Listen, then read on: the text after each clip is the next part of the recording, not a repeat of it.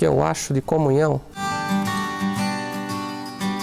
Comunhão para mim é você procurando estar sempre junto com as pessoas que estão ao seu redor, independente de você ter algum tipo de contato ou não, você procurar se relacionar com essas pessoas, você procurar saber como estão essas pessoas, de alguma forma tentar ajudá-las. É você superar barreiras. Muitas vezes nós acabamos por algum motivo cortando o relacionamento com algumas pessoas, a gente deixa a vaidade, a angústia, algum tipo de mágoa entrar no nosso coração e isso faz com que nós nos separemos das pessoas, nós acabamos estando isolados, né? Nós pensamos que, na verdade, não dependemos de ninguém, mas no fundo, somos todos dependentes. Tanto nós dependemos das outras pessoas, como nós precisamos estar junto com outras pessoas. Também o nosso dia a dia, a vida que a gente tem hoje, ela é muito corrida. Então, a gente tem que procurar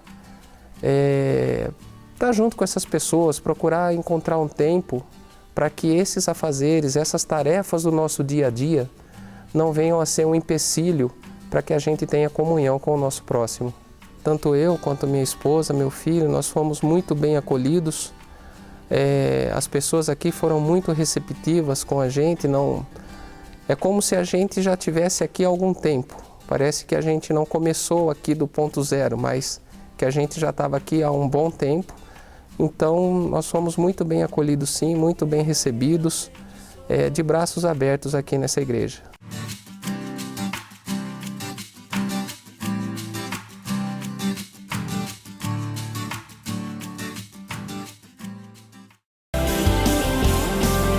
Nós vamos fazer um trabalho aqui durante 4 meses. Esse primeiro mês estamos desenvolvendo um ambiente de comunhão. No mês de maio a gente vai desenvolver o tema desenvolver um ambiente de capacitação. Vamos falar sobre isso, com Deus nos capacitando para os projetos que Ele tem que realizar através de nós. Depois, no mês de junho, um ambiente de contribuição, e só para você não ficar armado, contribuição aí não está se relacionada a contribuir com dinheiro, essa coisa, mas contribuir no sentido de serviço, daquilo que nós podemos fazer ou dar a nossa contribuição dentro do projeto que Deus tem para as nossas vidas. E no mês de julho, desenvolvendo um ambiente de celebração, de alegria, de júbilo na presença de Deus, são os temas que nós vamos trabalhar. Esse mês, um ambiente de comunhão. Nós começamos domingo passado, para você que não estava aqui, e para que você que estava se lembrar, que Deus nos criou e Deus fez o homem para ter relacionamentos. Nós destacamos que Deus, ao criar o homem, Ele desenvolve uma comunhão com esse homem que Ele criou. Ele estava junto com ele, Deus andava com ele. Mas o próprio Deus disse, não é bom que o homem esteja só. E olhando desse ponto de vista, o homem estava com Deus. Deus se relacionava com ele. Mas a visão do Criador, do eterno Criador, é que só esse relacionamento com Ele caracteriza-se uma solidão. E que o propósito é que nós nos relacionássemos com outro ser da nossa espécie. Deus então cria a mulher, alguém, a sua espécie, para que então possa haver esse desenvolvimento de comunhão. E a isso é chamado de paraíso. Uma família afastada do pecado, numa conexão e numa comunhão com Deus, e Deus tem comunhão com o ser que Ele cria, e esse ser também se relaciona entre si num ambiente de paraíso. Esse era o projeto de Deus, esse é o projeto de Deus, porque o projeto de Deus, por fim, há de se realizar, há de ser o projeto que vai continuar. Mas, infelizmente, é o que nós vamos falar hoje, sobre a queda e a quebra da comunhão, porém, dando um tema nessa mensagem de hoje, dentro dessa série, que é os 2 irmãos, 2 cultos. Vamos tratar mais especificamente sobre a queda e o que ela causou em 2 irmãos, Caim e o Abel, e os 2 cultos que eles vão prestar a Deus. Quero te convidar para isso, para uma leitura que está no livro dos princípios, no livro de Gênesis, no capítulo 4, e nós vamos ler do versículo 1 até o 16. Gênesis 4, do 1 até o 16. Abra a sua Bíblia ou ligue a sua Bíblia, dependendo do que você vai usar. Também você pode acompanhar a leitura aqui na projeção. Essa leitura que nós vamos fazer ocorre depois da queda, dessa desconexão com Deus, e a gente vai abordar alguns aspectos sobre isso. Diz assim então as Escrituras: Adão teve relações com Eva, sua mulher, e ela engravidou e deu à luz Caim. Disse ela: com o auxílio do Senhor tive um filho homem. Voltou a dar à luz, desta vez a Abel, o irmão dele. Abel tornou-se pastor de ovelhas, e Caim agricultor. Passado algum tempo, Caim trouxe do fruto da terra uma oferta ao Senhor. Abel, por sua vez, trouxe as partes gordas das primícias, das primeiras crias do seu rebanho. O Senhor aceitou com agrado Abel e sua oferta, mas não aceitou Caim e sua oferta. Por isso, Caim se enfureceu e o seu rosto se transtornou. O Senhor disse a Caim: por que está furioso? Por que se transtornou o seu rosto? Se você fizer o bem, não será aceito? Mas se não o fizer, saiba que o pecado o ameaça à porta. Ele deseja conquistá-lo, mas você deve dominá-lo. Disse, porém, Caim ao seu irmão Abel: vamos para o campo? Quando estavam lá, Caim atacou seu irmão Abel e o matou. Então o Senhor perguntou a Caim: onde está seu irmão Abel? Respondeu ele: não sei. Sou eu o responsável por meu irmão? Disse o Senhor: que foi que você fez? Escute, da terra o sangue do teu irmão está clamando. Agora amaldiçoado é você pela terra que abriu a boca para receber da sua mão o sangue do seu irmão. Quando você cultivar a terra, esta não lhe dará mais a sua força. Você será um fugitivo errante pelo mundo. Disse Caim ao Senhor: meu castigo é maior do que posso suportar. Hoje me expulsas dessa terra e terei que me esconder da tua face, serei um fugitivo errante pelo mundo, e qualquer que me encontrar me matará. Mas o Senhor lhe respondeu: não será assim. Se alguém matar a Caim, sofrerá 7 vezes a vingança. E o Senhor colocou em Caim um sinal, para que ninguém que viesse a encontrá-lo o matasse. Então Caim afastou-se da presença do Senhor e foi viver na terra de Nod, a leste do Éden. Amém? Glória a Deus. Queridos, essa leitura tão triste, né? Como se fosse aquela notícia chata que a gente recebe de alguém que traduz uma tragédia, algo muito ruim, um acontecimento muito ruim. Assim, nós lemos esse relato nas Escrituras. Depois da criação de Deus e desse paraíso que Deus constitui para o homem e a mulher viverem, há o problema dessa que nós chamamos de queda. Na teologia chama-se a queda da raça humana, como o ser perfeito, como a imagem e a semelhança de Deus. Mas isso se configura exatamente por um ato de tentação, em que Satanás, incorporando a uma serpente, questiona a ordem de Deus a Adão e Eva, questiona aquilo que Deus disse, e por fim, eles cedem a essa tentação e fazem aquilo que Deus havia proibido que eles fizessem. O ato que eles cometem não é simplesmente um ato de comer um fruto ou alguma coisa que estivesse no fruto. Aquele ato significava uma independência, alguém que quer dizer assim: eu não me importo com o que Deus pensa, eu não me importo em viver conforme Deus quer que eu viva, eu vou viver conforme eu quero viver. É um ato de rebelião de Deus, e isso é caracterizado pelo pecado do orgulho, quando nós achamos que nós podemos ser por nós mesmos, quando nós achamos que somos independentes, totalmente independentes, e que possamos desenvolver e levar a nossa vida independente daquilo que Deus pensa e quer para a gente, ou que outras pessoas possam se relacionar com a gente. Esse pecado, então, que causa essa quebra da comunhão, acontece com Adão e Eva, e ele tem alguns reflexos muito interessantes. O que eu destaco aqui, o que eu observo aqui, é a questão do primeiro rompimento. Dá uma olhada nisso. Quando Adão e Eva comem do fruto que Deus proibiu que eles comessem, a Bíblia diz que imediatamente se abriram os olhos e eles perceberam que estavam nus.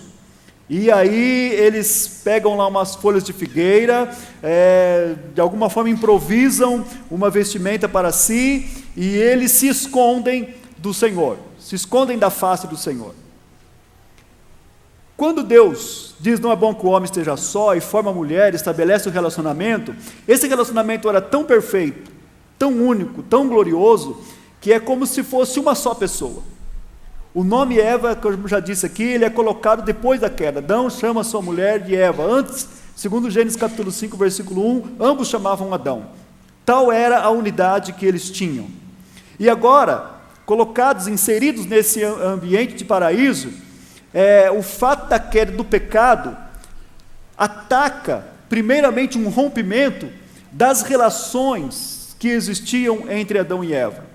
E dá uma olhadinha, vamos refletir um pouquinho sobre isso, se não é assim que acontece sempre nas nossas relações. Olha, eles pecam, fazem suas roupas lá, improvisam suas roupas, estão escondidos, e aí Deus aparece para falar com eles, como era o costume, e Deus chega e não os encontra. É lógico, aí está usando uma linguagem humana, Deus sabe onde nós sempre estamos, e Deus faz uma pergunta: Adão, onde você está?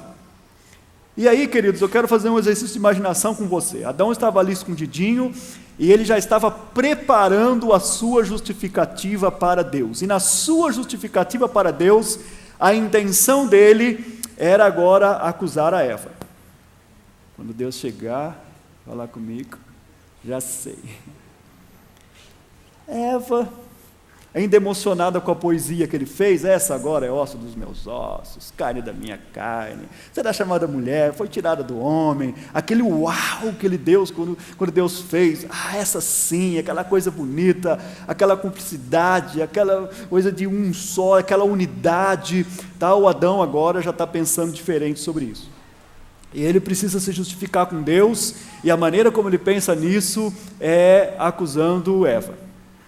E a mulher está ali, como sempre, inocente, como sempre vítima, cabeça baixa, pensando no que ela cometeu. A mulher é uma introspectiva, e ela está ali, mas o Adão está armado. O Adão está preparado já para o ataque. E quando Deus chega para ele: Adão, onde você está? Senhor, ouvi a tua voz no jardim e eu me escondi. Por quê? Porque eu estava nu. Você sempre esteve. Quem te mostrou isso? Você comeu do fruto que eu te proibi? Eva, a cabeça baixa do lado dele. Aí ele: então, Senhor, a mulher que tu me deste, Eva já levantou a cabeça e olhou. A mulher que tu me deste não é mais a minha mulher, o osso dos meus ossos, a minha querida, minha amada, idolatrada, salve, salve. Agora é a mulher que tu me deste. A mulher que tu me deste, ela deu o fruto, e aí eu comi. E parece, irmãos, assim, numa visão que me vem assim, parece que eu vejo Eva falando: é assim agora, né? Agora sou eu. Qualquer semelhança aí com o que acontece lá é coincidência, tá? Agora sou eu o culpado. Bonito, né? Tá bom. Eu não vou esquecer essa, Adão. Está se livrando, jogando a culpa em mim. Olha o que está acontecendo aqui. A quebra do relacionamento. Aquela cumplicidade. Adão pensa só nele. Ele quer se livrar. Adão quer escapar. E para isso, ele culpa a Eva. Ele transfere a culpa, ele não protege a sua mulher. Ele não defende a sua esposa. Ele podia ter a humildade de dizer assim: Senhor, olha, nós falhamos contigo. Não, ele já joga a culpa logo na mulher. E aí Deus olha para Eva: e aí, Eva? Agora não tem muito o que fugir. Foi a serpente.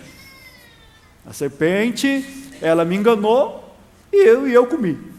Pelo menos Eva foi lá no problema. A resposta do Adão é pior do que a de Eva.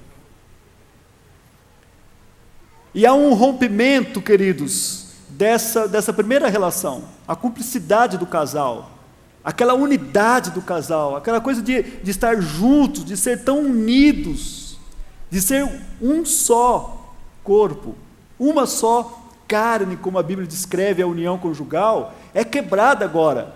O Adão jogando a culpa em alguém, rompendo inicialmente essa relação, e é o primeiro ato de acusar alguém.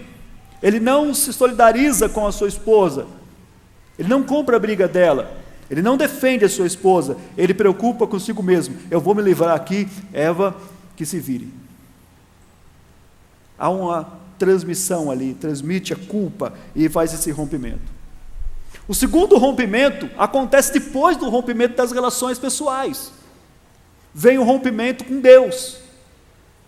O Senhor então fala com eles, o ato de se esconder envergonhado, e eles têm um esforço próprio, que é construir ali as suas vestes com folhas, é um ato humano que eles estão querendo fazer.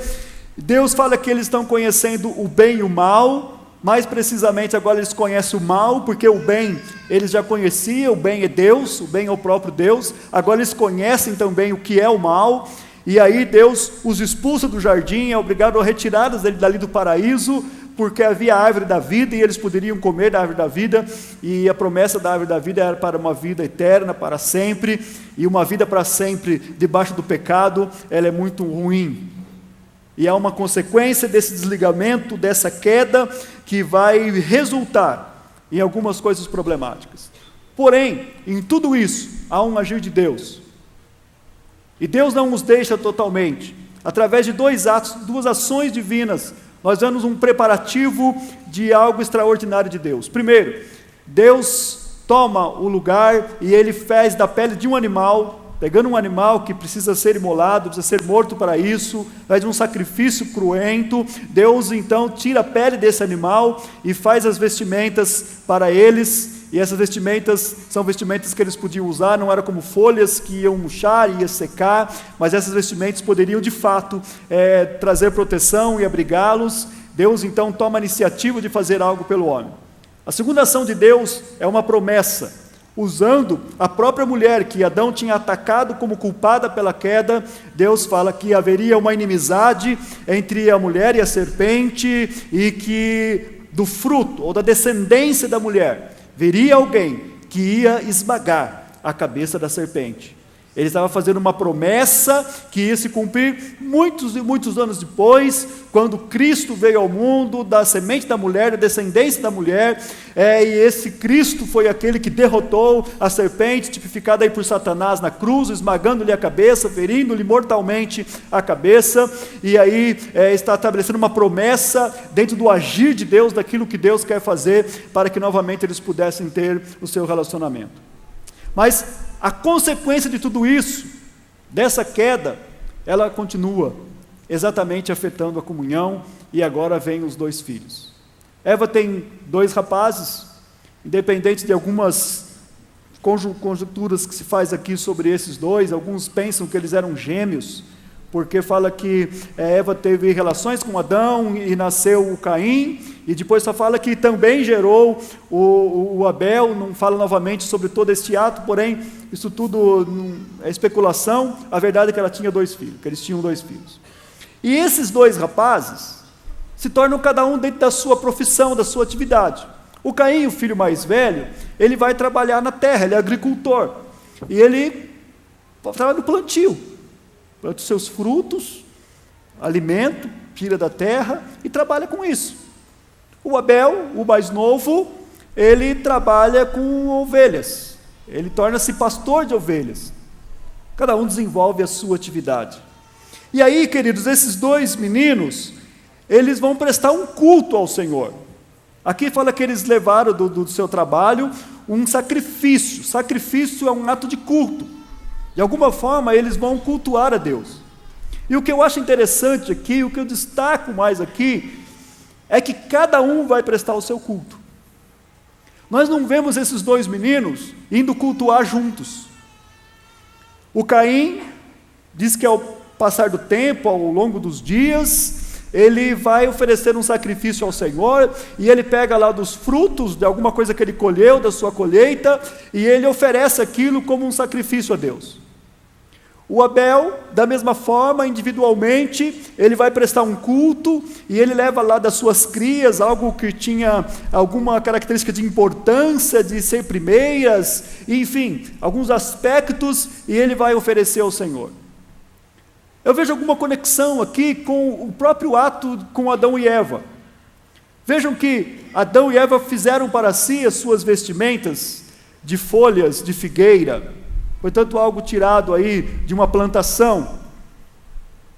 O Caim oferece algo a Deus do fruto da terra, mesma coisa de plantações. Deus faz para eles uma vestimenta de pele de ovelhas, tirada de um animal, através da morte de um animal, de um sacrifício. E agora o Abel vai oferecer a Deus algo também de um animal, de um sacrifício, oferecendo ao Senhor. Pode ser que o culto de ambos é representado por algo que eles conheceram, por algo que eles viram, talvez aprenderam dos seus pais. A grande verdade é que nós não sabemos, ou possivelmente não existia ainda, um ensino para eles sobre o ritual de culto. Como se cultua? Deus não tinha dado nenhuma instrução sobre culto. Não vemos Adão e Eva oferecendo ainda sacrifícios, ou oferecendo cultos e ofertas ao Senhor. Mas esses dois rapazes vão oferecer o seu culto a Deus. E nesse culto acontece algo inusitado, porque diz que Deus, ele recebe a oferta do Abel. Mas o texto bíblico coloca exatamente assim: Deus atentou, Deus olhou e recebeu e se agradou de Abel e do seu culto. Porém, Deus não se agradou e não aceitou Caim e o seu culto, ou a sua oferta. Veja que Deus não recebeu somente a oferta de Caim, não recebeu o Caim. E fala que Deus se agradou e aceitou Abel e o seu culto. É isso que o versículo fala. Deus atentou, Deus se agradou e recebeu Abel e sua oferta. Porém, de Caim e de sua oferta, Deus não aceitou. Isso significa que o ofertante vem antes da oferta. Em primeiro lugar está o ofertante. E oferta aqui é culto, sacrifício, aquilo que você oferece a Deus, independente de como for e o que for. Trazendo isso para a gente, queridos, o cultuar a Deus está em primeiro lugar em Deus olhar para nós. Deus não se preocupa inicialmente com o culto que oferecemos, mas como nós nos oferecemos.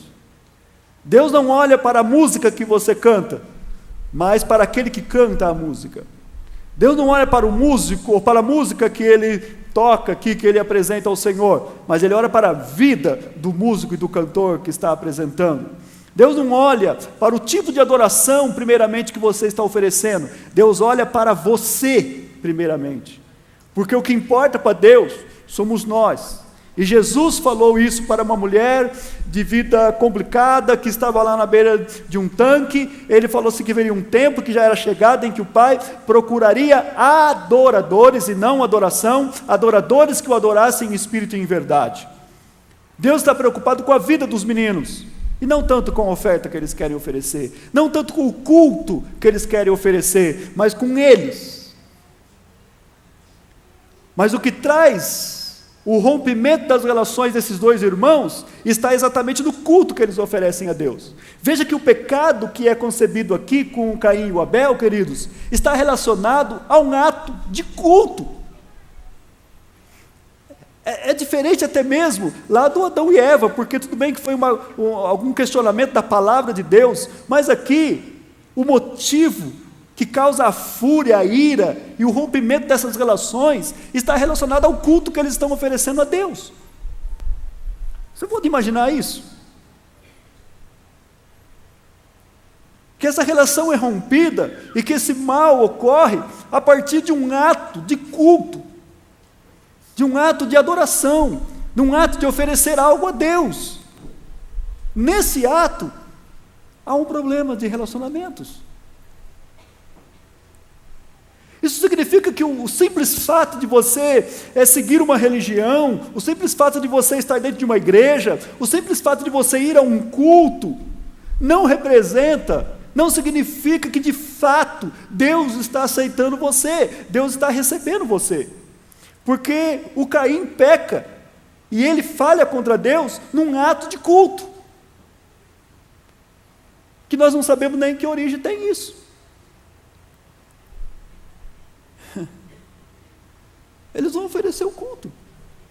E como não havia ainda algo estabelecido sobre culto, Deus dá as dicas a partir do culto que eles oferecem. E como Deus dá essa dica? Aceitando e se agradando do sacrifício e da oferta de Abel. E não recebendo, não aceitando o culto do Caim. O que o Caim deveria fazer? Bom, nós não tínhamos uma regrinha aqui, não tínhamos um manual de culto, então o meu culto não foi legal, eu preciso dar uma olhadinha no culto do Abel. E seria interessante se ele chegasse para Abel: Abel, me dá uma dica aí, rapaz, como é que... E eles podiam combinar, inclusive, de fazer um culto juntos. Ô mano, vamos fazer domingo que vem? Vamos cultuar juntos? Legal, cara, vamos. Eu posso trazer meu violão? Legal. Eu toco o pandeiro. Bacana, já dá para a gente fazer um culto. Vamos convidar papai e mamãe para vir no culto? Estou achando eles meio tristes depois que saíram lá do jardim, né? Eles estão meio assim. Vamos convidar eles para vir para o culto? O pai podia dar uma palavra para a gente aqui sobre como que era o ambiente, algumas coisas que Deus falava com ele lá no cair da tarde. Papai deve ter algumas coisas muito lindas para falar para a gente. Legal. E a mamãe, vamos chamar? Vamos. Mamãe vai querer tirar a oferta aqui, mas tudo bem. A gente traz alguma coisa aqui para ela. Ela vai querer arrumar aqui a igreja, né? Botar umas flores aqui. Ela vai ajeitar todas as coisas aqui na igreja. Mas a mamãe é muito animada, né? Ela anima o culto. Ela dá uns glórias, assim, ela é fervorosa. Aí o Caim falou assim: mamãe já vai querer formar aqui o grupo das mulheres vitoriosas. Vai ter só ela, mas ela vai formar. Mulher gosta disso. O Abel falou: verdade, mano. Eu acho que ela vai fazer um chá das mulheres aqui na igreja. Só ela de novo, mas ela vai fazer. E como é só ela, talvez a gente possa participar. E vai ser bacana. Legal, vamos fazer um culto. Vamos cultuar juntos.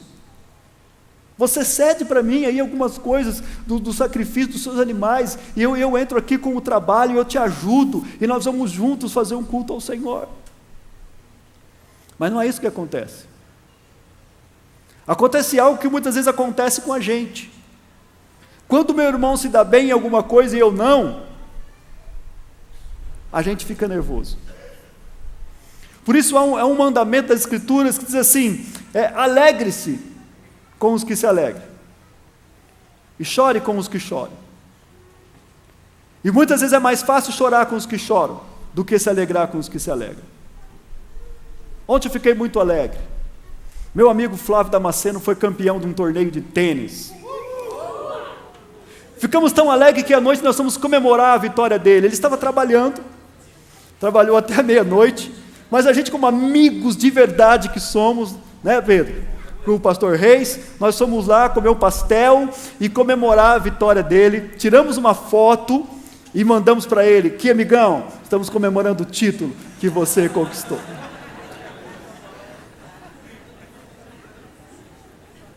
Aí ele respondeu assim: só falta o campeão aí, né? Falei: mas você não vai ficar de fora, nós vamos pegar uma nota e vamos levar para você, aí você... Aí ele não gostou muito dessa conversa. Né? Mas a gente se alegra com os que se alegram. A gente fica feliz com aqueles que se dão bem em alguma coisa. Mas de fato, muitas vezes nós nos entristecemos quando alguém conquista algo bom. Por que você não conquistou? Às vezes você está há algum tempo seguindo a Deus e você se considera uma pessoa fiel ao Senhor. Não, tem andado ali, direitinho. E não acontece nada. Aquele irmão chegou outro dia aqui na igreja. Talvez algum que viu o vídeo hoje aqui do João, pode estar falando assim, poxa vida, hein? Estou aqui desde o começo, nunca apareci no vídeo. Não chegou outro dia. Já está lá fazendo entrevista com ele. Quem é esse João? Precisamos quebrar a perna dele. Vai quebrar a perna do João, cara. Mas ele tem a tendência de olhar para as coisas desse jeito. Seu irmão está estando bem? Mata ele. Esse é um resultado da queda, queridos. E aqui diz que o texto que o Caim ficou irado. O rosto dele transfigurou, se transformou. Ele agora era um cara de cabeça baixa, cara fechada, nervoso, bravo. Por que ele estava bravo? Por causa do culto. Eles foram fazer um culto domingão, e não foi, o culto do Caim não foi legal. Não caiu o poder, aquela coisa do pentecostal, né? Não caiu o poder, o louvor não fluiu, a palavra não estava lá, aquelas coisas. Tal, o culto não foi bom. E aí, o Caim ficou bravo. E a ira dele é transferida por irmão dele, que não tinha nada com isso. Ele não se ira com Deus. Quem que não aceitou o culto dele? Deus. Ele tinha que ficar bravo com Deus. Mas ele transfere essa ira para o seu semelhante. Isso que acontece com você, que acontece comigo. Alguma coisa não dá certo, patada no semelhante. A mulher chega perto, já, vai para lá. Marido chega em casa, já está armado até os dentes. Não fala nada. Mas nem falei. Mas antes que você fala, eu já vou avisando. Eu não estou bem. E se isso acontecer, meu irmão, a Bíblia fala, fugir da aparência do mal. Foge. Vai dormir mais cedo. Não brinca com isso. Não brinca com isso. E quando algo não dá certo com a gente quer transferir essa mágoa, essa ira, esse ódio para alguém. Culpamos alguém, acusamos alguém, ao invés de refletir o que está acontecendo com a gente. Mas aí Deus vem e dá uma dica de culto para o Caim. E ele fala algumas coisas. Caim, olha, por que você está irado, cara? Por que o seu rosto está transformado desse jeito? Caim aquela cara assim. Eu não sei muito fazer cara de gente brava, mas deve ser mais ou menos isso. Nada a ver? Desisto. Por que você está bravo, cara? Se você fizer as coisas certas, eu também não vou receber seu culto. Pensa nisso. Agora, se você continuar procedendo erradamente, e aí Deus fala uma coisa muito interessante para a gente. Se você continuar agindo assim, o pecado está à porta, o pecado está aí pertinho de você, rodeando você. E ele vai conquistar você, ele vai dominar você. E aí Deus falava assim para o Caim: Caim, você tem que dominar sobre o pecado. O pecado já era uma realidade, já tinha acontecido a queda. Mas eles não conheciam sobre o pecado. Deus está dando uma dica para eles sobre o pecado. E essa dica que Deus dá quebra algumas coisas que a gente fala muitas vezes sobre o pecado. Primeira coisa que a gente fala sobre o pecado, que é impossível vencer. Não, o pecado é muito mais forte do que nós. Nós vamos sempre ser vencidos pelo mal. Tem jeito, isso não tem jeito. Isso vai, lógico. Deus sabe que eu sou fraco. Foi Deus que me fez assim, aliás. Deus não te fez assim. Deus te criou diferente. O pecado, ou a queda, que provoca isso em você. Segundo, o pecado não está em você, ele está à sua volta. E é uma decisão de cada um de nós pecar ou não. Deus está falando para o Caim, ó, o pecado está perto, está à porta, está aí te rodeando. Se você deixar, ele vai te conquistar, ele vai conquistar você, ele vai dominar você. Agora, você é que deve dominar o pecado. Deus não está dizendo que ele não vai errar nunca. Deus está dizendo assim, você tem que ter o domínio da situação. Isso não parte de uma força nossa simplesmente, ou de algo que nós fazemos, mas de uma capacitação que Deus dá para a gente, chamada graça. E essa graça de Deus na nossa vida nos dá condições para vencer o pecado, para triunfar sobre o pecado, para triunfar sobre o erro. O pecado sempre vai ser apresentado para você, querido. Mas se eu me consagrar, se eu orar, jejuar, se eu buscar Deus, se eu for para o monte, se eu for para o convento, se eu me trancar, se eu me fazer o que for, o pecado vai sempre estar perto de você. E Deus deu a dica, cabe a você dominá-lo. E eu te criei com condições de dominar sobre ele. Te criei condições de vencer o pecado. Você pode triunfar sobre o pecado. E principalmente hoje nós temos uma coisa muito importante, que é a graça de Deus, que é a unção do Espírito Santo, que é a presença de Deus nas nossas vidas. Você pode triunfar sobre o pecado, querido. Agora, ele vai continuar às portas. O pecado não é um vírus de como um ciclo que vem e passa e nunca mais ataca você. Não, ele é algo constante sobre a sua vida. Nós não temos como ter ainda imunidade sobre o pecado. O que nós temos em nós é uma unção, um poder, porque a Bíblia diz que onde o pecado abundou, onde o pecado veio com grande força, superabundou a graça veio com uma força muito maior, muito mais poderosa, com uma dose muito mais forte. Se o pecado é um vírus terrível, que corrompe, que destrói, que aniquila, a graça é um antídoto muito poderoso, é um agente extraordinário que pode te fortalecer, te dar estrutura para você vencer o pecado.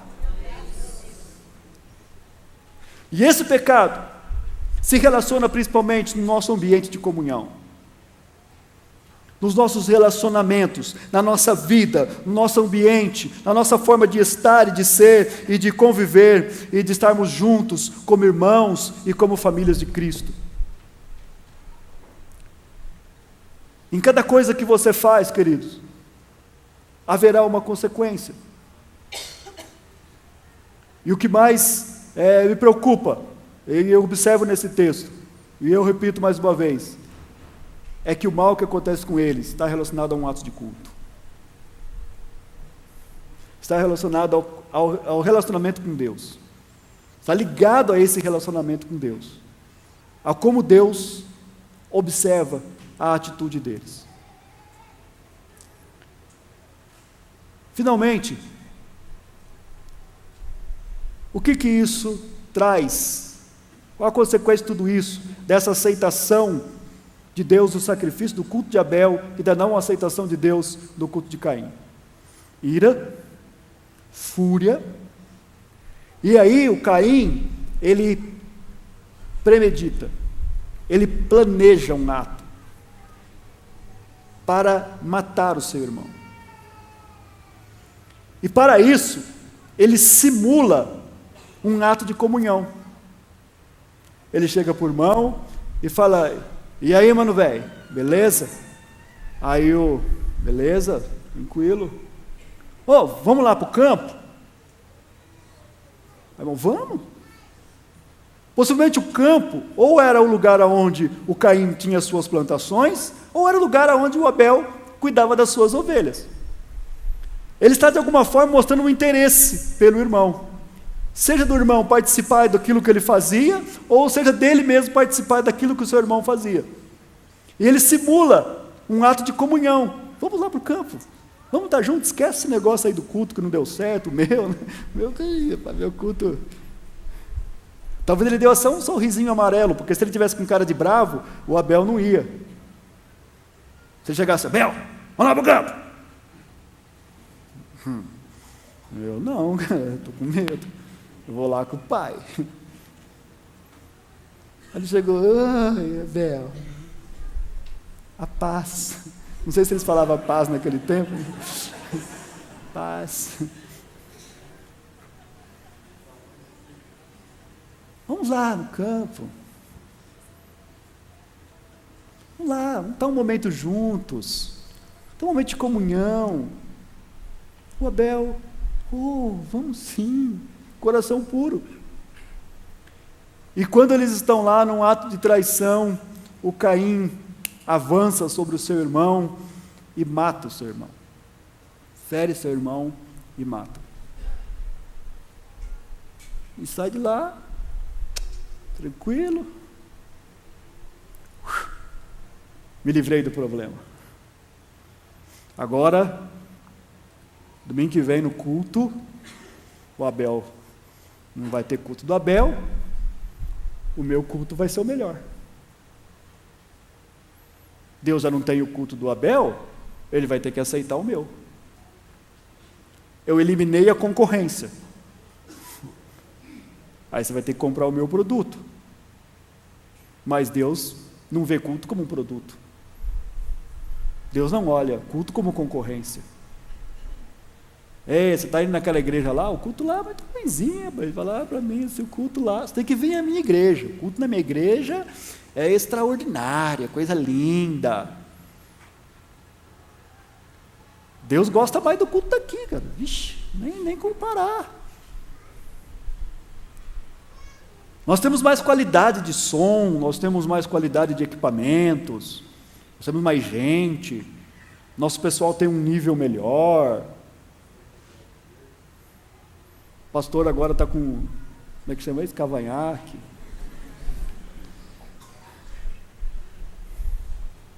De vez em quando ele usa até uns negócios de tecnologia aqui, computador.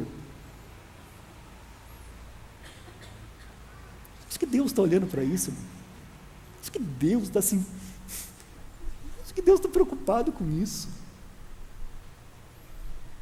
Acho que Deus está preocupado se a notinha que você fez lá, a dissonante, com sétima maior, foi muito linda, foi uma coisa impressionante. Deus está preocupado com você. Como é que está seu coração? Deus está preocupado com a sua intenção. João, apóstolo de Jesus, certamente ele ouviu isso de Jesus. Ele escreve lá na primeira carta, capítulo 3, versículo 12, que Deus não recebeu o culto de Caim, porque Caim era do maligno, e as suas obras eram más. Foi por isso que Deus não recebeu. João explica para a gente que Caim, na verdade, dentro do seu coração, ele tinha uma malignidade, ele tinha maldade dentro do coração. E embora estivesse cultuando, a sua intenção era má, a sua índole era má. A carta aos Hebreus, capítulo 11, versículo 3, fala que Deus atentou para o sacrifício de Abel, porque Abel, pela fé, ofereceu a Deus um sacrifício maior do que o de Caim. E pela fé, ele foi considerado justo diante de Deus. Pela fé. Abel foi diante de Deus oferecer um culto num ato de fé, num ato de adoração, num ato de entrega. E fé é confiar, fé é saber que Deus é aquilo que Ele disse que é e que vai fazer aquilo que Ele disse que Ele vai fazer. Isso é fé. E que independe das circunstâncias, independe do que está acontecendo com você, depende se as coisas estão dando certo ou não estão dando certo, quem tem fé acredita que Deus é o que Ele diz que é, e que Ele vai fazer o que Ele diz que vai fazer. Acabou. E fala que foi essa fé que moveu Abel, e por isso o sacrifício dele foi maior, superior ao de Caim. E essa questão está mais ou menos no relacionamento, em como ele via o seu irmão. A malignidade dele estendia-se ao olhar, ao comparar a vida dele com a vida do seu irmão. Isso transforma em ira, fúria e leva ao assassinato. Isso leva a um exemplo para a sua família, Eu não chamo de maldição hereditária, não chamo nada disso. Chamo de exemplo que nós deixamos. Porque um dos filhos de Caim também faz a mesma coisa. E ele casa com 2 mulheres, já fazendo tudo o contrário, quebrando todas as correntes corretas de relacionamento que Deus criou. E aí ele chega para essas mulheres se gabando e disse assim: matei um homem que tentou me ferir. E matei um garoto que me afrontou. E eu já sei até qual é o meu castigo. Se o Caim foi vingado 7 vezes, eu serei vingado 70 vezes. 7. Ele mesmo fez, ele mesmo contou, ele mesmo professou o juízo sobre ele. A transmissão dessa malignidade, ela vai continuar sempre, até que nós colocamos isso diante de Deus, diga: Deus, nós precisamos romper esse ciclo, nós precisamos quebrar isso. E nós quebramos isso com um ato chamado comunhão. Nós quebramos isso quando nós reconhecemos o senhorio de Deus sobre as nossas vidas. Quando nós rompemos com o ciclo de inveja, de ira contra o nosso irmão, contra o nosso semelhante, dentro da nossa própria casa, de marido e mulher, de pais e filhos. Quando você deixa de ver este ato como um ato da pessoa e começa a olhar que existe uma malignidade por trás de tudo isso. Quando você ora sinceramente a Deus pela conversão do seu irmão, pela mudança de vida daquela pessoa, quando você se coloca diante de Deus, não dizendo como o Caim disse quando Deus perguntou: cadê seu irmão? Falou: e aí? Como assim, cadê meu irmão? Eu sou por acaso o guardador do meu irmão? Sou por acaso o tutor do meu irmão? Ou eu sou por acaso a babá do meu irmão? Ele tinha cara de pau de falar para Deus que não sabia onde o irmão estava e que ele não tinha nada a ver com isso.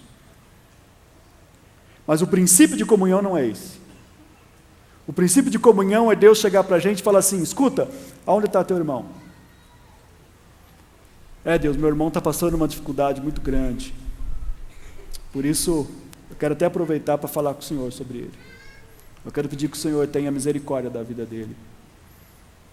Meu irmão tem feito algumas coisas que eu sei que não tem agradado o Senhor. Meu irmão tem andado por caminhos errados. O meu irmão tem tomado umas atitudes, Senhor, que eu sei que não está agradando o Senhor, mas eu quero interceder por ele. Eu quero orar por ele. Eu quero pedir que o Senhor mude ele, transforme ele. Aliás, Senhor, eu quero me dispor para ser um instrumento de restauração da vida do meu irmão.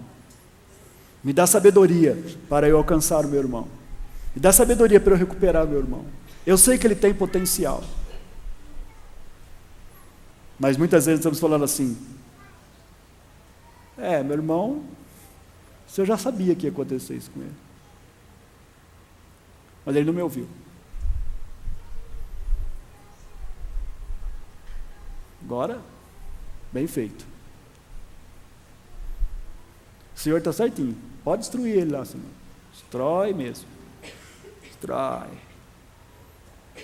Mostra que o Senhor é...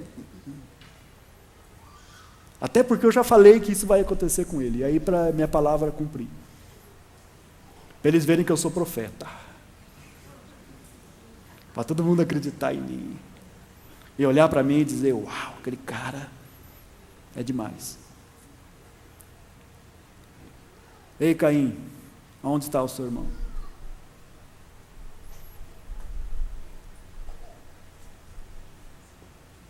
Essa história não termina assim, graças a Deus, porque Deus intervém nessa história. E nasce um menino chamado Sete. E Deus, através dele, constitui uma nova linhagem. Sete tem um filho chamado Enos.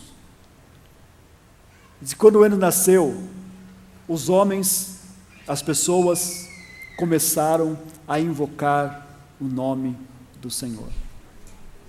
Porque o que aconteceu com a morte de Abel é que o culto parou.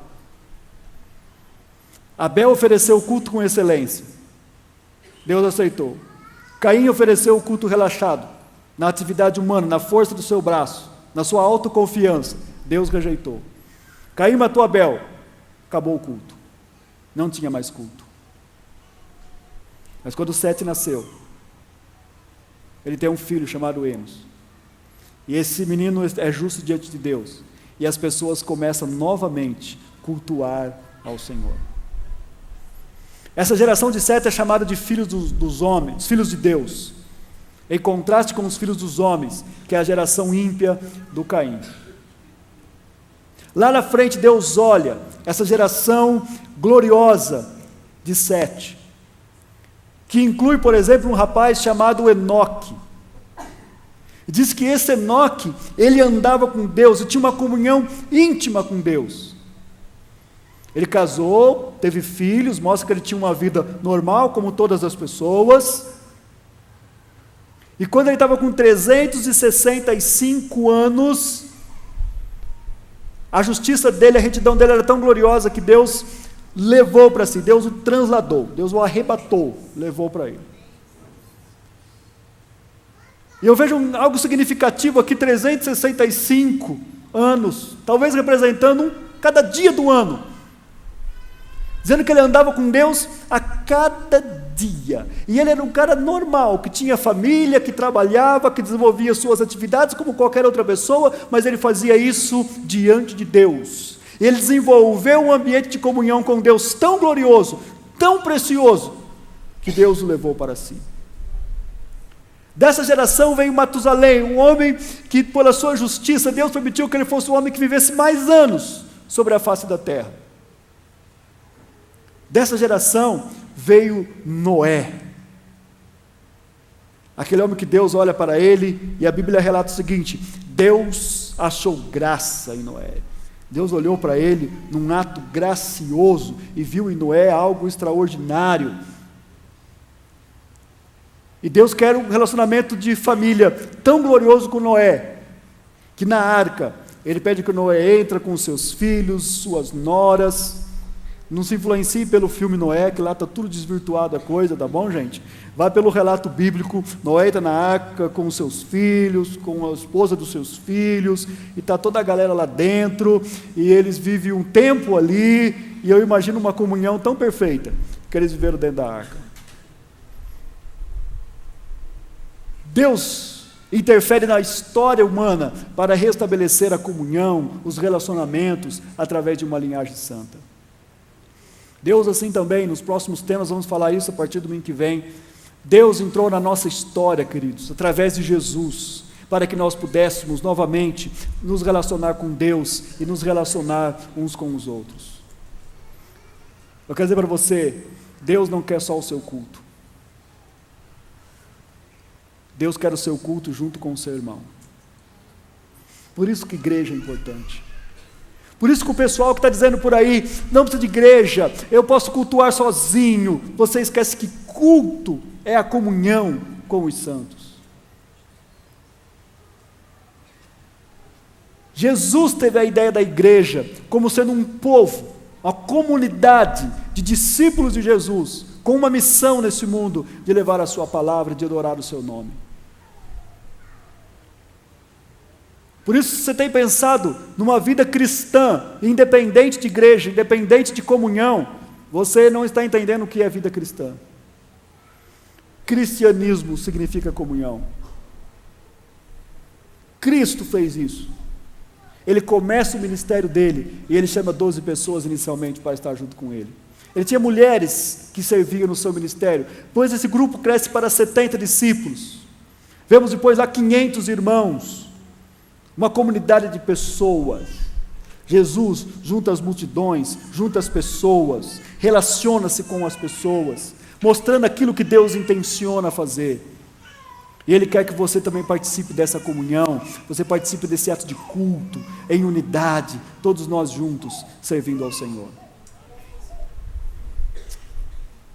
Se você tem vivido uma vida independente de Deus, se você tem vivido uma vida alheia à vontade de Deus, eu quero dizer para você que Deus providenciou um remédio, Deus providenciou uma saída, Jesus ainda continua chamando pessoas, convidando pessoas para pertencer à sua família, para se relacionar com Ele e com irmãos, para um relacionamento correto, para uma vida de integridade e de comunhão com Deus. E esse relacionamento entre irmãos vai nos ajudar e nos estruturar para nós vencermos o pecado. Sozinho, você está muito mais suscetível ao pecado. Sozinho, você está muito mais aberto a ser dominado. Mas quando você está entre irmãos, quando você está em comunhão, quando você está em comunidade, você tem mais força. A Bíblia fala que o cordão de 3 dobras não se rompe facilmente. Ele sozinho é muito fácil arrebentar você. Você dobra outra vez, comunhão com o irmão. Dobra outra vez, Deus entra no relacionamento. Não se rompe facilmente. E aí você tem força para vencer. Aí você tem força para caminhar. E esse é o convite de Deus para a gente. Gostaria de desafiar você a olhar para a sua vida, a não imaginar simplesmente que o seu ato de culto é suficiente em si mesmo, mas que é o culto que Deus espera receber de você. E esse culto, ele se evoca principalmente na comunhão que você vai estabelecer com o seu irmão, com a comunidade de Cristo, com a vida cristã, com a vida de comunhão com Deus.